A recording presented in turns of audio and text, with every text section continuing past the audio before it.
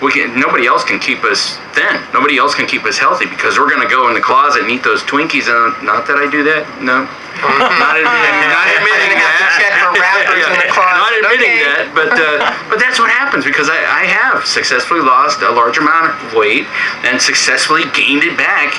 Did I enjoy gaining it back? Oh yeah, there's a prime rib and steak and all these other things, but I'm going to pay for that eventually. I have heart disease that runs in my family. My dad had a heart attack at my age. My brother had a heart attack at my age. My brother just had a quadruple bypass. So heart disease runs in my family. So I won't be surprised if I have issues. But I'm going to do everything I can to become healthy. And then once I reach that, I'm going to make sure I have that support system in place so that I maintain that weight. That's the magic there, is maintaining that weight once you lose it. Well, the key thing is that you look at Arnold Schwarzenegger, who is a bodybuilder, and he's in his 70s and he's still working out because you have to maintain. It's a lifestyle. Food is very good, but you also eat for nutrition. And I noticed that if you eat junk food, your body is not satisfied, so you're eating more again. Because your body knows what it needs. It wants the nutrition. Because you're not giving it to your body's not getting it with junk food, you keep eating more, and that's why you gain weight. You see these kids in these foreign countries that are starving to death and their stomachs are blown up. Okay, they look like somebody that's eaten a lot. Yeah. But the problem is their body's not getting any nutrition.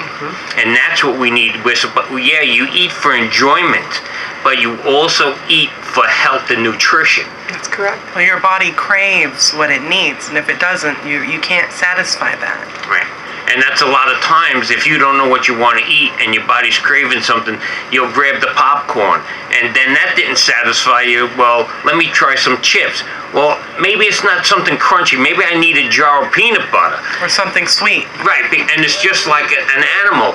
An animal will chew on a piece of bark of a tree because it knows I need some kind of mineral or vitamin, and they're looking for it too. And we do the same thing. Most people don't realize that. You could eat a pound of food, but you're not satisfied because your body didn't get the nutrition. Yes, absolutely. And when I was a little girl, I remember I craved spinach. So I would sneak. I actually love spinach. I do too. I would sneak cans of spinach into our little clubhouse and open it up and eat it cold with salt and pepper. And Were you watching Popeye cartoons? No, we didn't watch Popeye, but I think my body was craving the iron because I also ate my mud pies. Okay, yeah. So I must have been craving something that my body knew. You didn't mention any of this stuff when we were dating. Well, how do you know you don't have mud in your food? I hate that. Yeah, that's the key thing. And if I used to train dogs, okay, and not to obedience train, not to be vicious, good. Okay, obedience train, and you learn to read a dog. And if you watch them, you know why they're doing something, but we're not paying attention to ourselves. There's the key thing. I'm training dogs, but I'm not paying attention to myself, and that's what the problem is. We're too distracted and not allowing ourselves to be healthy. That's correct, dude. Mindless eating. Yes. Yeah. Mindless living. Good. Okay, we're going to go for a break. We'll be right back. Support for KPFF comes from B&P All you wanted to know and B&P Dirtwork not want to know that you found out. Waste and fifth wheel pads, digging trenches, clearing lots and fields, and more. B&P Dirtwork is licensed, insured, and happy to work You guys sound like this. More information at 702-540-0961. When you and Lowell used to do. 540-0961. All statements heard on this station are that of the program. You both said something together. I can't remember what it was. And are not necessarily those of the station or its I affiliates. know which ones you're talking about. Hello, They would this is interview. LD, Lazy Dog Michael John. I'm going to host a show Sunday evenings at 7 p.m. called Lazy Dog's Front Porch. Why don't you come on by? Crawl up on the porch, pull up a chair, and join me. We're going to have a good time. We're going to chat about this and that, everything else. We might even become interesting. We'll just see where it goes. Sunday night, we cut 7 off p.m. like 5 minutes before the hour because we got to switch everything around because everything starts to show you. Hello, listeners. Want to know what talk programs are We should do this broadcast on like once a month. KPFF? Okay. The KPFF Even if program you don't guide have is a now lunch on our program, we Pahrump could do a Film half Festival hour. website. Have you met us? If you want to see what's We coming never up keep this week going. at KPFF, Hey, just we go take to after you. www.pahrumfilmfestival.org. We have As to do it. programs are added or changed, so will the So I'm guide. going to ask you That's after I do this, I'm going to ask you to tell everybody where you're going to be over the next couple For of the weeks. best talk programs in Pahrump. This is 97.7, Pahrumps Community Radio Station. And welcome back. Support for KPFF is brought to you in part by Godfather Media, internet service provider for the Pahrump Valley. Godfather Media, 877-PAHRUMP, 877-724-7867. This program, tonight's program, will be seen on Facebook on Healthy Eagle. If you need any information, 775-419-3349. And what you can do is you can go on there and if you want to ask a question on Facebook and we can get back to you if you're interested in something that we're talking about, if you need a little help getting some nutrition, we'll all be glad to help you. One of the things I do with the St. Michael's Foundation is help people to have a better life. Well, what better is to help people be healthy? That's right. So you want to tell us where you're going to be again? Sure. We, our band, No Pressure, will be at Who's Dunes Friday night from 5 to 8. That's October 11th.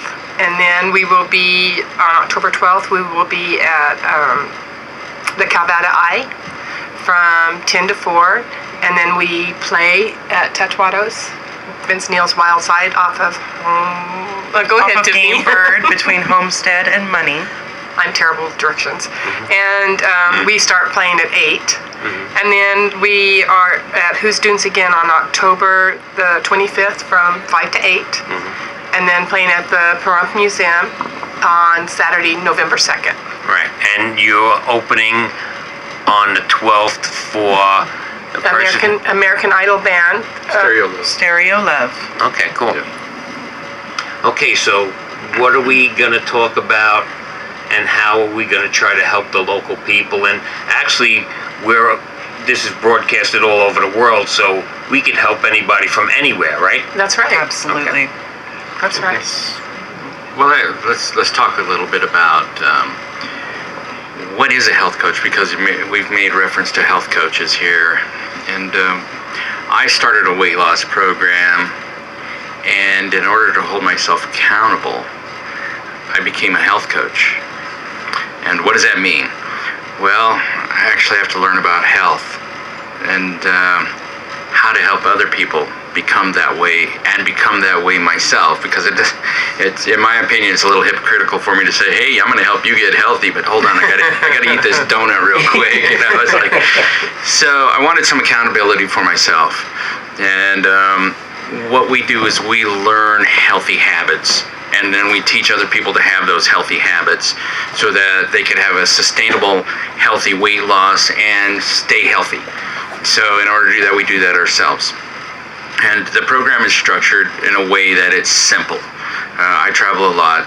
I'm the chairman of the board for a health clinic, and I've been on that board for the last 9 years. So I'm very familiar with health issues. We have a dialysis unit. The diabetes is a huge problem. I'm Native American. Our tribe is right there in Death Valley. We're the Timbisha Shoshone, and we've been there forever. But in the native world, the diabetes is more prevalent than anywhere else. We're more susceptible to diabetes. So weight control is very important for us. And a lot of times we don't have healthy options where people live. Take Death Valley, for instance. Our village is right there. Healthy options are tough because you have to drive all the way to Pahrump to do your shopping. And a lot of our people that live there are elderly, and they don't travel very well. So we try to do everything we can to be healthy so we don't end up in the dialysis unit. And being health coaches holds us accountable. So I became a health coach, and then Tiffany became a health coach because we all have the same goal. To be healthy, and we're going to hold each other accountable for the rest of our lives to that health standard. And I'm not going to be running any marathons. I don't know if you might, but I've actually always been interested in that. It's never too late. I just want to be able to walk without hurting, to be able to move around. And my dad, again, he was very important to me. But up until the day he passed away, he would ride this thing called an ab lounger. I don't know if you're familiar with an ab lounger. So every morning about 6:30, we could hear the country western music, Buck Owens, the old country western music, not the new country western. And you could hear it playing in his bedroom, and you could hear this squeak, squeak, squeak, squeak, squeak, squeak. And he was 86 when he passed, and he was on that ab lounger every morning.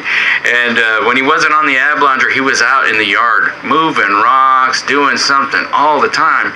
Because after he had his heart attack, he started walking. He used to smoke, and he drank a little bit, not very much, but he used to smoke before he had his heart attack. After he had his heart attack, he walked every day that he could. And he would walk over a mile. I could see he was up in the mountains. He was always walking. And I think that was a huge factor why he lived as long as he did. He was a chemist in the uranium industry. And he was exposed to a lot of chemicals and radioactive material. He used to work for projects for the government as a chemist. And the Department of Labor paid us to take care of him when he got older because he was at risk because of all those chemicals. And he took a bunch of medication, and I think a lot of our older people take a lot of medications. I want to try to avoid that. And being healthy and being on a program that's structured, we're learning how to be healthy. Because when I was growing up, it was fried deer, elk, whatever, usually wild game. But then as wild game became more scarce, and it turned to beef and pork and all those types of food, but it was still fried. So I grew up on a fried food regiment, I guess it would be. And transitioning out of that for me has been tough because I love fried food.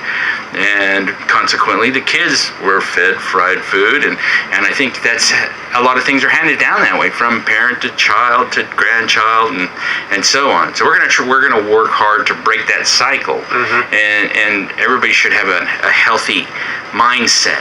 Do I really need this? What do I want more? Well, where I'm at in my life right now, do I want that prime rib and those mashed potatoes and gravy? Or do I want to be able to get up in the morning and go out in the yard without having to have an oxygen bottle or a walker or pain or having to crawl out there or somebody help me out there having a cane or something? The prime rib can go away. The mashed potatoes can go away. All that unhealthy stuff can go away because my goal is to be able to get out in that early morning and enjoy the days of the life I have left. And I think as you get older, you get more attuned to the mortality aspect. And it's like we only have so many days we're going to live, and my mindset right now is, well, let's live them to the fullest that we can. That's the key. Yes. Not the length, the quality. The quality, yes. And I used to watch a lot of TV. So about, 7 or 8 years ago, I stopped watching a lot of TV, maybe a little bit longer. I started playing the guitar. So I played the guitar, I replaced it. So it can be done. Instead of watching TV, I play guitar. Is it healthier? Well, I don't know if it's healthier. I sit there and play guitar for 6 or 7 hours, but my mind is doing something. It's not mindless staring at whatever's on the television. So but I've learned that learning those small changes, I learned to play the guitar. It took a little bit of time, but I just stayed with it. That is a key, is staying with it, staying focused on what you want to achieve. Right now, I want to achieve weight loss. I have about 120 pounds to lose. How is that going to feel? Well, I can tell you when I was younger and I didn't weigh what I do now, it felt great. And I want that feeling again. I want that freedom. Because right now, I'm like in a fat prison. It's a fat prison because I can't go hiking. I might as well be in a prison. I can't go hiking, can't go biking, can't go rollerblading or ice skating or skiing or snowboarding or boating and all those fun Dancing. things we did whenever we were younger. I love to rollerblade. I love to ice skate. I used to work at a roller skating rink when I was younger. I like to ride bicycles. I can't do that stuff now. But I'm going to. I'd love to be. Not so much rollerblading because I think there'd be an ambulance involved in that. But maybe the bicycle riding would be a lot of fun. Bicycling, fishing, and hiking, and just enjoying life. But also into that, as part of the health coaches, we get compensated for helping people lose weight. And at a job, you have 40 hours. Some people work 60, but you're limited on the amount of time that you have that you can work. No matter who you are. I don't care if you make $500 an hour, $1,000 an hour. You're only limited on how many hours, number one, you can physically work. Number two, what your company will let you work. Well, as we go through this, I know right off the top of my head, hundreds of unhealthy people that would love to be healthy. And I'm going to reach out to those folks and I'm just going to say, hey, if you want to get healthy, let's have a conversation. I'm going to show you what I'm doing. I'm getting healthy. Come with me on my journey. Let's get healthy together. Because when I want to go on a cruise or I want to go skiing, I want to be able to take my family, but it'd be nice to have some friends that are in the same situation that can go, hey, let's go to Jackson Hole, Wyoming and break a leg skiing. But we'll have fun. Yeah. So I don't want to be by myself. So I want to invite people to go on that journey with us. As we get healthy, they can hold us accountable. We can hold them accountable. We make it sustainable and long term. And also, it's important to have somebody to be working with. And I noticed, I went on many diets over the years. The problem is you keep getting on the scale. And forget about what the scale says. How do you feel? What's your body telling you on how you feel? There's no, they could put a number on the weight that you're supposed to be at, but when a doctor tells me I'm supposed to be 165 pounds, well, I was 165 pounds once. It looks like I just got out of Auschwitz, okay? My body was not built for that. But when I was 190 pounds, I felt good. And people couldn't believe, you're 190 pounds? Right now people say, you're 210 pounds? I said, yeah. So everybody's body is built different, but the key thing is the weight on how you feel. So forget the numbers. How do you feel? And when you start feeling a little bit better, then you're going to say, well, I'll keep doing this because I feel good. And that's the key thing. To maintain how you feel, forget about the scale. I agree with you on that because I was 175 pounds before my children, of course. But I didn't look like I was 175 pounds. I fit in a size 8 pants, and I felt amazing. But muscle weighs more than fat, and I am a muscular girl. So everybody is built differently. So I agree with you. It's all on how you feel. Well, and as you're talking about feeling, I can just imagine. I know how I feel. I reached a point when I went to get on the airplane that the stewardess asked me, "Do you need an extension for your seatbelt?" And I'm like, "Okay, that's a little bit much," but there are certain challenges that, I'd like to really be able to see my feet again. That'd be great, and not have to share half of my seat with somebody else on the flight because I'm wider than the seat is. There's just a lot of things that overweight people face that, unless you're extremely overweight like I am, you just don't really realize. And I want to be able to get on that airplane and have to pull that seatbelt tight.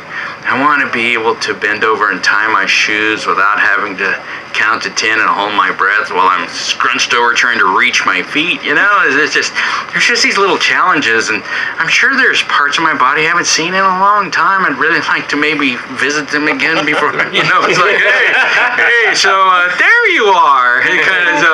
So there's just a lot of little tiny things that make you feel bad when you're as heavy as I am. So, and I just want the feeling of thin, the feeling of healthy.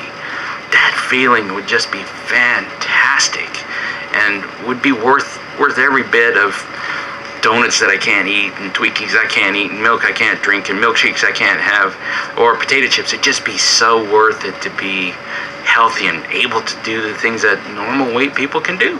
And the key thing is when you're healthy and you feel good, you don't even think about it. That's right. Because you're feeling so good, you don't even think about it. Yeah.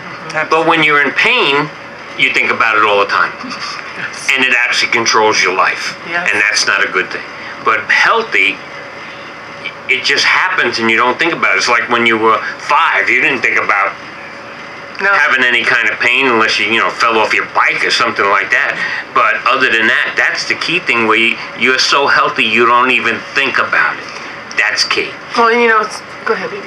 Well, I think a lot of us, well, I don't know about everybody, but in our family, it's an emotional thing. So our eating habits were tied to our emotions. So we're trying to feel comforted. We're trying to fill a void and comfort ourselves with our food. So I think a lot of people are like that. Well, they even call some foods comfort food. Yes. Is that like prime rib over Prozac? Yeah. The funny thing about it is, as a prepper, because I'm a prepper, and they actually say you're supposed to have some kind of comfort food in storage because you're going to be under stress if something should happen where you have to use your prepping food. So you have to have some kind of comfort food there because emotionally you need it. But you don't need it at every meal. Right. That's where we go wrong because we want that at every meal, and that's where the problem starts. Well, I was going to say the seatbelt story. Well, George and I went to England in 2003, and I was probably at my heaviest then, the 460. I had to have that extra seatbelt extender for a 12-hour flight. And I was rather embarrassed. And people don't realize that when you're heavy and you're always wondering if people are making fun of you, or well, at least I did. And I would be very self-conscious about everything that I did. And I didn't realize that I would have to go by in the store, and if there was some box or some kind of crate there, I would have to kind of sit there for a second, not even catch my breath, because nothing other than being overweight was wrong with me, but I was tired and I couldn't move. So I think that's where the healthy mindset comes in, because as you make these changes in your body, you have to make the mindset change too in order to become a healthy unit. Right. Yeah, that's what I actually tell people, is that it's my physique is a result of my fat thinking. And that's where it's really at. We eat what our brain craves, number one, and what we want to eat. Once we change that, then our body's going to change. We're not going to eat those things that are unhealthy. We're going to eat the healthy things and do the fun exercise things. But it starts in our head. I know a lot of people think it starts in your diet. Well, you can again go on a diet, and if your mindset has not changed, you are going to fall off. It happens to everybody that I know. It's happened to me many times. So you have to change your mind about your food to change your physique.